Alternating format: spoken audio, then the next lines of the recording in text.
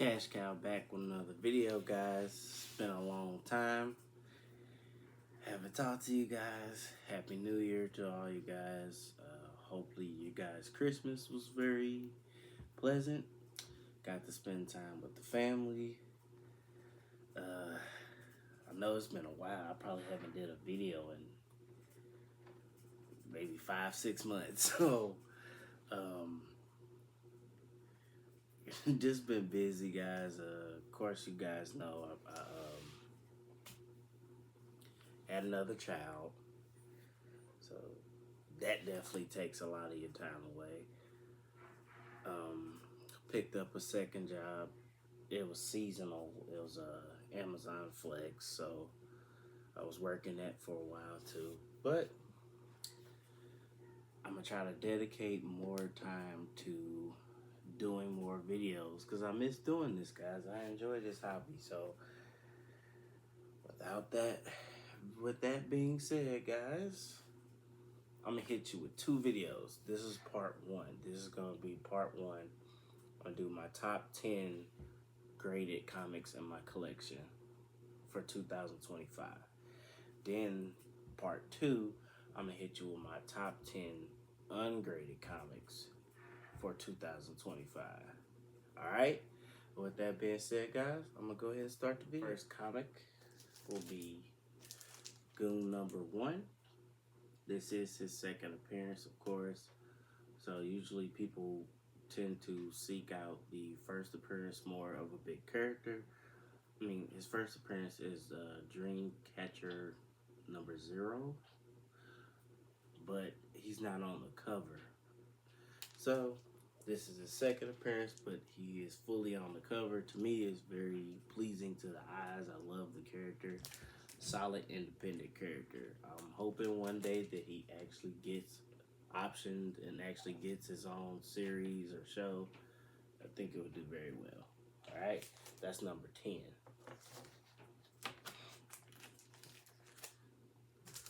Number 9, got TMT number 1 third print. It's 2.5, low grade, but I still have a complete version of it. Third print. It's a little bit easier to get than the second and the first, and definitely the first print. We ain't even gonna get started on that, guys. But this is number 9 in my comic book collection. That's graded right now.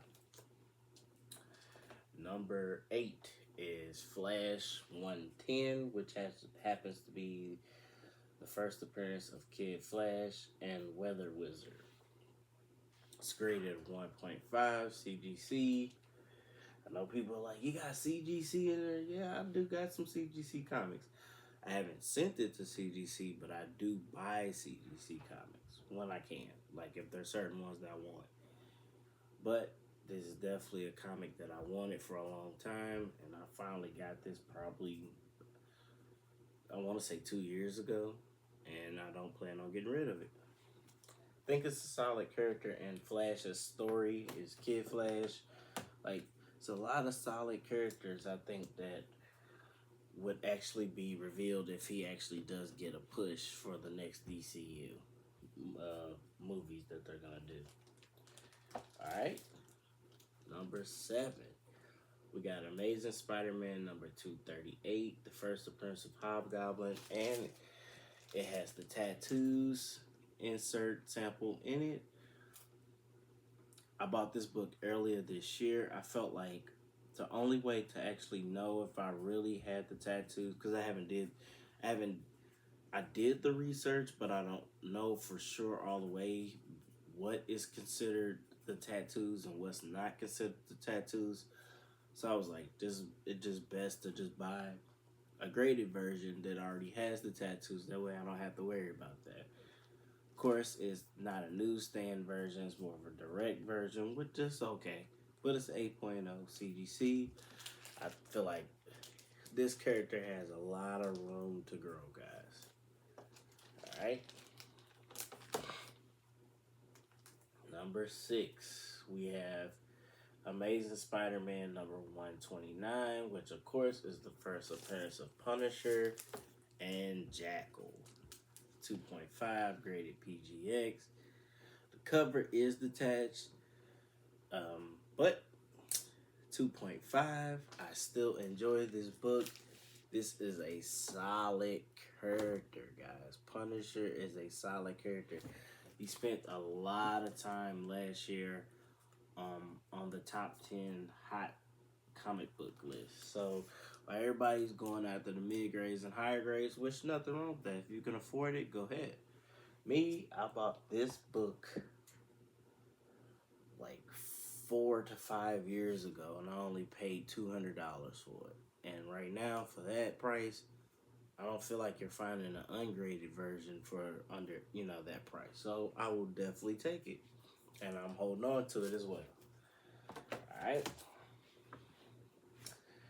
Number 5, as we get into the middies, we have the Tick Special Edition number 1, which happens to be the first appearance of Tick in the comics. And it is a 9.4. The white version is considered the first one you want. The black one's the second print. So kind of pay attention to that. This was only limited, I want to say, to maybe, was it 5,000 copies? I think this was limited to. I know it's not a big circuit, but of course, another indie character in my collection. The Tick was awesome. I remember watching him, the cartoon, when I was a kid. I liked him since then, and it stuck with me. But that is definitely beautiful present copy. The white pops out at you guys. Of course, that's why it would be a 9.4. Alright. That's another one I like. I like that. Number 4. We got Evil Ernie number 1. The origin and first appearance of Evil Ernie. The first appearance of Lady Death. And a 8.5 CGC. I got this comic also this year.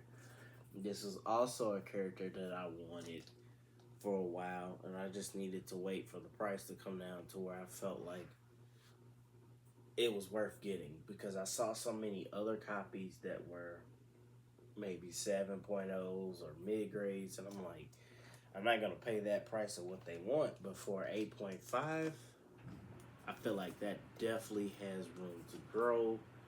It's worth it. So I got that.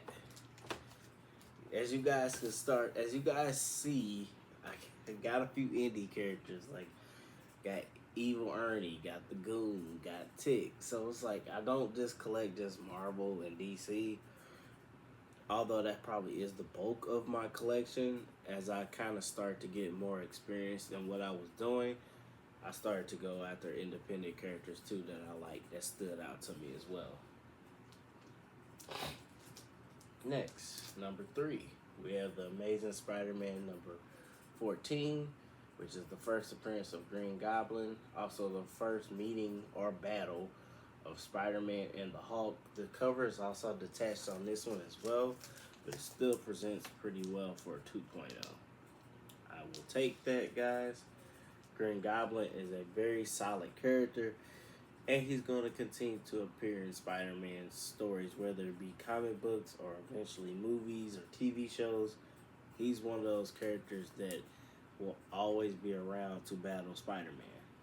And you can't beat that. So, that's my 2.0 of that. Next, number 2.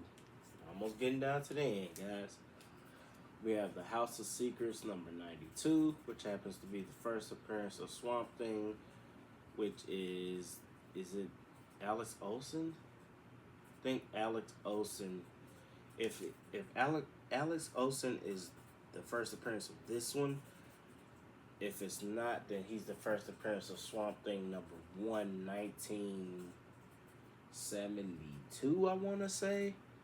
That was a different Swamp Thing, but that comic is actually starting to see some gains too as well. But 3.0, guys, this comic is hot, worth the every penny that you will spend on it, guys. This is my 3.0. I probably had this graded maybe 3 years now. Don't plan on selling it.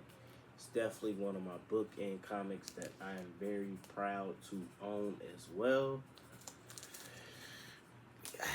And this is before you even started getting the rumors that he was going to, that they were going to, James Gunn was going to focus on him in the movie. So I already like Swamp Thing. To me, he's an amazing character, and he needs to be highlighted. It's only a matter of time. Now, last but not least, my number one graded comic book in my collection. I got this year as well.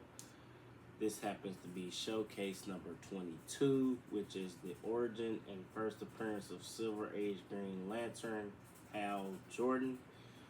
First appearance of, I hope I say this right, Aben Sur and Ferris. Carol Ferris, which actually she turns into Star Sapphire. But that's the big boy in my collection. That cost me a pretty penny, but it was worth every bit. I wanted this book for the longest, guys. And I finally have it. It's a 3.0, presents very solid, solid. This book was worth it, man. Like, this definitely probably is the most expensive comic book in my collection. But I feel like this character is solid. Like, even if there wasn't speculation that this, we know that him and what's the other Green Lantern guys? John Stewart. We know that that's going to be a show that's going to be produced with Hal Jordan and John Stewart. But I feel like even without the show or the hype around it, this comic steadily, just continuously steady, like silent growth. And that's the comics I'm focused on now. It's like ones that continue to just steadily grow. All those fly by night, this movie's coming out, all that stuff. I'm not dealing with that anymore. When you deal with spec a lot, you will get burned more times than you actually think. You're not. It's too much to go into. Like, people gotta have the money also, man. Like, let's not be real. Like, let's be real. Sorry, people are struggling. Like, some people are going through it. They're having hard times, and the last thing they're gonna think about is the difference between getting some food and a comic book. The choice is going to be very obvious of the ones they're going to pick. So I feel like in order to actually continue to build up my collection, I need to go after comic books that are very solid. Not that, and also the ones that I've always wanted. Because if I want it, I'm not going to be upset with the purchase because I really want the comic book. So, that being said, guys, that concludes my 10 top graded comic books in my collection. Tell me what you guys think in the comment section. There will be a part 2 coming the day after, so by the time you see this one, there should be a second one on the way the day after, which will be my top 10 ungraded comic books in my comic book collection. It's Cash Cow in the video. You guys have a happy new year, very prosperous new year. Be safe, put God first, and keep moving forward, guys. All right, Cash Cow out.